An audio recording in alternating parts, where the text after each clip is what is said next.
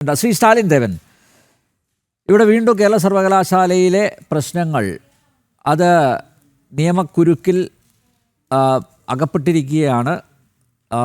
ഇന്നലെ രാജ്ഭവനിൽ തിരിച്ചെത്തിയ ഗവർണർ ഇന്നൊരു തീരുമാനം അക്കാര്യത്തിൽ എടുക്കുമെന്നാണ് കരുതിയിരുന്നത്. ആ കുരുക്ക് അഴിക്കാൻ അദ്ദേഹത്തിന് മാത്രമേ സാധിക്കൂ. വൈസ് ചാൻസലർ നേരത്തെ വൈസ് ചാൻസലർ രജിസ്ട്രാറെ സസ്പെൻഡ് ചെയ്യുന്നു. സിൻഡിക്കേറ്റ് യോഗം ചേർന്ന് അത് റിവോക്ക് ചെയ്യുന്നു. ആ സസ്പെൻഷൻ പിൻവലിക്കുന്നു. മാത്രമല്ല ഇവരുടെ അജണ്ട അവർ കൃത്യമായിട്ട് തുറന്നു പറയുകയും ചെയ്തു. ഇടത് സിൻഡിക്കേറ്റ് അംഗങ്ങൾ, അതായത് കേരള സർവകലാശാലയെ കാവ്യവൽക്കരിക്കാനുള്ളൊരു ശ്രമമാണ് ഡോക്ടർ മോഹനൻ കുന്നുമ്മലിൻ്റെ ഭാഗത്തു നിന്നുണ്ടായിരിക്കുന്നത്. അതൊരു കാരണവശാലും അനുവദിക്കില്ല തുടങ്ങിയ കാര്യങ്ങളൊക്കെ അവർ മാധ്യമങ്ങളോടും പൊതുസമൂഹത്തിന് മുന്നിലും അവതരിപ്പിച്ചിട്ടുണ്ട്.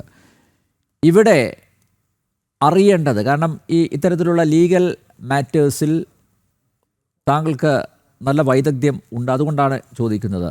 ഹൈക്കോടതിയുടെ നിരീക്ഷണം ശ്രദ്ധേയമാണ്. ഹൈക്കോടതി പറഞ്ഞത് ഇതിൻ്റെ തെറ്റും ശരിയും അത് അതോറിറ്റി തീരുമാനിക്കട്ടെ എന്നുള്ളതാണ്. ചാൻസലറാണ് അതോറിറ്റി. ഗവർണർക്ക് നിയമോപദേശവും കിട്ടിയിട്ടുണ്ട്.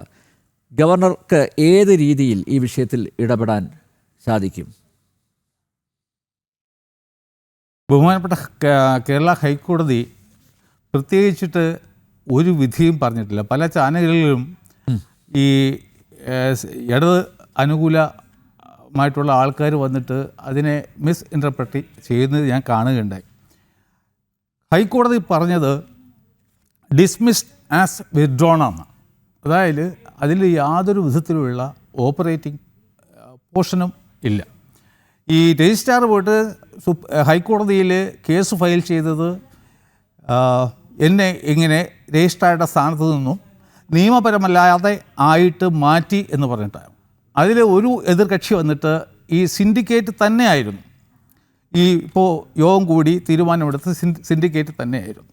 അപ്പോൾ തീർച്ചയായിട്ടും ഈ രജിസ്ട്രാർക്ക് മനസ്സിലായി ഈ കേസുമായിട്ട് മുന്നോട്ട് പോവുകയാണ് എന്നുണ്ടെങ്കിൽ തീർച്ചയായിട്ടും ഒരു വലിയ തിരിച്ചടി കോടതിയുടെ ഭാഗത്തു നിന്നും ഈ സർക്കാരിന് കിട്ടും, അല്ലെങ്കിൽ ഈ ഇടത് പക്ഷത്തിന് കിട്ടും. അതുകൊണ്ട് എങ്ങനെയെങ്കിലും ആ കേസ് ഒന്ന് ഇല്ലാതാക്കണം.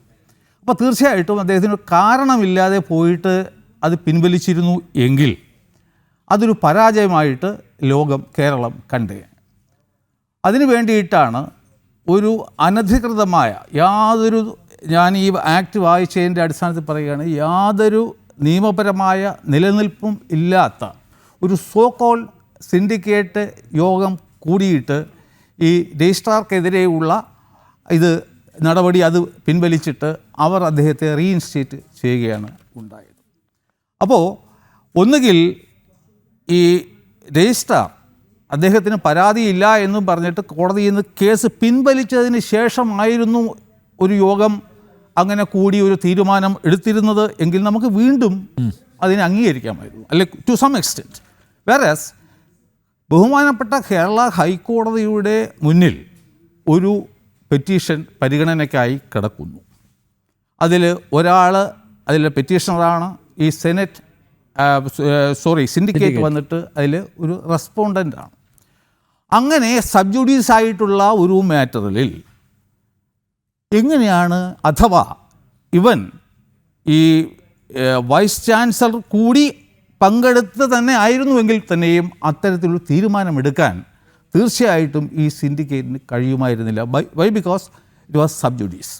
അപ്പോൾ എന്തുകൊണ്ടാണ് ഈ രജിസ്ട്രാർ അദ്ദേഹത്തിൻ്റെ കേസുമായിട്ട് മുന്നോട്ട് പോവുകയും അതിലെ എതിർകക്ഷിയായിരുന്ന കേരള യൂണിവേഴ്സിറ്റിയും ഈ സിൻഡിക്കേറ്റും സെനറ്റും എല്ലാം അവർക്ക് പറയേണ്ട ഭാഗം ബഹുമാനപ്പെട്ട കോടതിയുടെ മുമ്പിൽ അവതരിപ്പിച്ച് ഒരു വിധിയിലൂടെ തന്നെ ഇതിനൊരു പരിഹാരം ഉണ്ടാക്കിയിരുന്നു എങ്കിൽ ഇവിടെ ഇതൊന്നും സംഭവിക്കുമായിരുന്നില്ലല്ലോ. അപ്പോൾ എന്താണ്, ഹൈക്കോടതി ഒരു വിധി പറയാതെ തന്നെ ആൾക്കാരെയൊക്കെ കണ്ണിൽ പൊടിയിടാൻ വേണ്ടി ഈ വൈസ് ചാൻസലർ ഇല്ലാത്ത ഒരു സിൻഡിക്കേറ്റ് യോഗം കൂടണം എന്നുണ്ടെങ്കിൽ അദ്ദേഹം തൻ്റെ ഈ അധികാരം മറ്റാർക്കെങ്കിലും ഏൽപ്പിക്കണം. അതിന് വകുപ്പുണ്ട്, ഈ ആക്ടിൽ വകുപ്പുണ്ട്. അങ്ങനെയും ചെയ്തിട്ടില്ല. ഈ യോഗം കൂടിയത് തന്നെ ഈ പെറ്റീഷനുള്ള കൗണ്ടർ അഫിഡവിറ്റ് ഫയൽ ചെയ്യാൻ വേണ്ടിയിട്ടുള്ള കാര്യങ്ങളെക്കുറിച്ചിട്ട് ഡിസ്കസ് ചെയ്യാൻ വേണ്ടിയിട്ട് മാത്രം ആയിരുന്നു. അത് അജണ്ടയുടെ ഒരു ഭാഗമേ അല്ലായിരുന്നു. അപ്പോഴാണ് എല്ലാം കഴിഞ്ഞ് വൈസ് ചാൻസലർ അവിടെ നിന്ന് പോകുന്നു. ആ സമയത്ത് സിൻഡിക്കേറ്റ് ഒരു യോഗം ചേരുന്നു, തീരുമാനം എടുക്കുന്നു. അങ്ങനെ ഒരു തീരുമാനം എടുക്കാനുള്ള, especially when the matter was pending before the high court, ഈ സിൻഡിക്കേറ്റിന് യാതൊരു വിധത്തിലും ഉള്ള അധികാരം ഉണ്ടായിരുന്നില്ല. അപ്പോൾ വൈസ് ചാൻസലറുടെ അധികാരം എന്താണ്?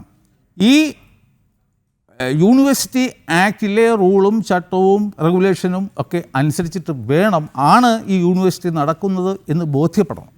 അപ്പോൾ ഇത്തരം ഒരു സംഭവം അവിടെ നടന്നപ്പോൾ തീർച്ചയായിട്ടും അവർ തൻ്റെ അധികാരം ഉപയോഗിച്ചുകൊണ്ട് ചാൻസലർ, അദ്ദേഹമാണ് ഹെഡ് ഓഫ് ദ യൂണിവേഴ്സിറ്റി, അദ്ദേഹത്തിന് റിപ്പോർട്ട് കൊടുത്തു. ഇങ്ങനെയൊക്കെയാണ് കാര്യം. അങ്ങനെ വരുമ്പോൾ അതിൻ്റെ ചാപ്റ്റർ 3 സെക്ഷൻ 7 പറയുന്നു, the chancellor shall be the head of the university. അത് പറഞ്ഞ ശേഷം 3 പറയുന്നു, the chancellor may by order in writing annul any proceeding of any of the authorities of the university.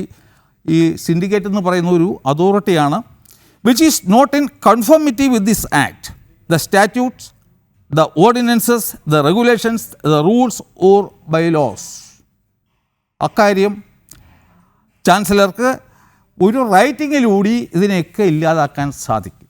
But provided before making in such order the chancellor shall call upon such authority to show cause by such an order should not be made. അപ്പോൾ തീർച്ചയായിട്ടും ഉടനടി, ഇന്നൊക്കെ പല വാർത്തകളും വരുന്നുണ്ട്, പിന്നെ chancellor വന്നാൽ ഉടൻ തന്നെ ഒരു തീരുമാനമെടുക്കും, ഒരു ഉത്തരവിടുമെന്നൊക്കെ. തീർച്ചയായിട്ടും ഇല്ല. കാരണം എന്താണ്? റീസണബിൾ ടൈം കൊടുത്ത് കേൾക്കേണ്ടത് കേട്ടതിന് ശേഷം മാത്രമേ അദ്ദേഹം എന്തെങ്കിലും തീരുമാനം കേൾക്കണം. എന്തായാലും വൈസ് ചാൻസലറുടെ റിപ്പോർട്ട് അദ്ദേഹത്തിൻ്റെ മുന്നിലുണ്ട് അല്ലേ? ഇനി ആരെയൊക്കെ കേൾക്കണം? ഇനി ഏത് ഈ രജിസ്ട്രാർ കേൾക്കണമെന്നില്ല. സിൻഡിക്കേറ്റാണ് ഇപ്പോൾ തീരുമാനം എടുത്തിരിക്കുന്നത്. രജിസ്ട്രാർക്ക് പിന്നെ അദ്ദേഹം നേരെ ഹൈക്കോടതിയിലാണ് പോയത്. അദ്ദേഹത്തിനെതിരെ ഒരു ആക്ഷൻ ചാൻസലർ എടുത്തില്ല. ചാൻസലർ ഒരു ആക്ഷൻ എടുക്കുന്നതിന് മുമ്പായിട്ട് he has to give an opportunity to the affected persons for being heard. അപ്പോൾ അങ്ങനെ വരുമ്പോൾ chancellor shall, when an emergency arises, have the right to suspend or dismiss any of the authorities of the university and to take measures for the interim administration of the university. അതായത് ഈ യൂണിവേഴ്സിറ്റിയുടെ പ്രവർത്തനം നേരെ ചൊവ്വേ അല്ല നടക്കുന്നതെന്ന് അദ്ദേഹത്തിന് ബോധ്യപ്പെട്ട് കഴിഞ്ഞാൽ അദ്ദേഹത്തിന് വേണമെങ്കിൽ സെനറ്റിന് തന്നെ പറ്റി ഞാൻ കൂടാൻ പറ്റും. സെനറ്റില്ല, ഈ സിൻഡിക്കേറ്റാണല്ലോ ഇപ്പോൾ എടുത്തത്. അപ്പോൾ അത്രയും വലിയ പവറാണ്, സർക്കാരാണല്ലോ ഈ ആക്ട് ഉണ്ടാക്കുക. ഈ ഗവർണറല്ല ചാൻസലർക്ക് എന്നുള്ള ആ ഒരു എക്സ് ഒഫീഷ്യോ പൊസിഷനിൽ കൊടുത്തിരിക്കുന്ന അധികാരങ്ങൾ വളരെ ശക്തവും വളരെ വിശാലവുമായതാണ്. അതുകൊണ്ട് അവിടുത്തെ ഈ കേരള യൂണിവേഴ്സിറ്റിയിലെ രജിസ്ട്രാർക്ക് വളരെ വലിയ ഒരു അബദ്ധം ആണ് സംഭവിച്ചിരിക്കുന്നത്. ഇനിയിപ്പോൾ ചാൻസലർ ഇത്തരത്തിലൊക്കെ എന്തെങ്കിലും ആക്ഷൻ എടുത്തു കഴിഞ്ഞാലും അവരുടെ മുന്നിലുള്ള ഏക പരിഹാര മാർഗം എന്ന് പറയുന്നത് വീണ്ടും ഹൈക്കോടതിയെ സമീപിക്കുക എന്നുള്ളതാണ്. അപ്പോൾ താൻ കൊടുത്തിരുന്ന പെറ്റീഷൻ തനിക്ക് പരിഹാരം കിട്ടി എന്ന് പറഞ്ഞിട്ട് കോടതിയിൽ നിന്നും പിൻവലിച്ച ഇതേ രജിസ്ട്രാർക്ക് ഒരുപക്ഷേ ഇനിയും ഹൈക്കോടതിയെ അതേ ആവശ്യം ഉന്നയിച്ചുകൊണ്ട് പോകേണ്ടി വരും. ഇതൊരു വലിയ അതായത് ഇതുവരെ ഈ കേരള യൂണിവേഴ്സിറ്റി ചരിത്രത്തിൽ അല്ലെങ്കിൽ സമാനമായിട്ടൊരു സംഭവം മറ്റൊരു യൂണിവേഴ്സിറ്റിയിലും നടന്നു കാണത്തില്ല. ഇത് ആദ്യമായിട്ട് ഒരു സംഭവം ഇങ്ങനെ ഉരുത്തിരിഞ്ഞ് വരികയാണ്. 2 ആൾക്കാർ നിൽക്കുന്നു, ഒരു കസേരയേ ഉള്ളൂ. ഇതിന് ഒരു പരിഹാരം ഉണ്ടാക്കിയേ പറ്റൂ. ആ പരിഹാരം ബഹുമാനപ്പെട്ട കേരള ഹൈക്കോടതിയിലൂടെ മാത്രമേ നേടാൻ പറ്റുള്ളൂ. അത് ഇനിയും ഈ പോരാട്ടം നീണ്ടു പോകും. അന്ന് വരെ ഈ SFI പിള്ളേർ ഇങ്ങനെ ഇത്രയും പ്രതിഷേധം കാണിക്കാനുള്ള ആരോഗ്യം അവർക്കുണ്ടാകുമോ എന്ന് തന്നെയാണ് എനിക്ക് സംശയം. എന്തായാലും ഇതിനൊരു അവസാനം വരുന്നത് ഹൈക്കോടതിയിൽ നിന്നും ഈ സിൻഡിക്കേറ്റിന് എതിരായി കൊണ്ട് തന്നെ ആയിരിക്കും എന്നുള്ള ഒരു കാര്യത്തിൽ യാതൊരു സംശയവുമില്ല. കാരണം അതാണ് ഈ യൂണിവേഴ്സിറ്റിയുടെ 1970 താങ്കളുടെ എക്സ്പെക്ടേഷൻ അല്ലേ? അതാണ് താങ്കളുടെ എക്സ്പെക്ടേഷൻ. എൻ്റെ എക്സ്പെക്ടേഷൻ അതാണ്. ഞാൻ ഈ ആക്ട് പഠിച്ചതിൻ്റെ വെളിച്ചത്തിൽ അതുകൊണ്ട് തന്നെയാണ് ഈ രജിസ്ട്രാർ കൊടുത്തിരുന്ന റിപ്പറ്റേഷൻ അദ്ദേഹം പിൻവലിച്ചത്. ഓക്കെ.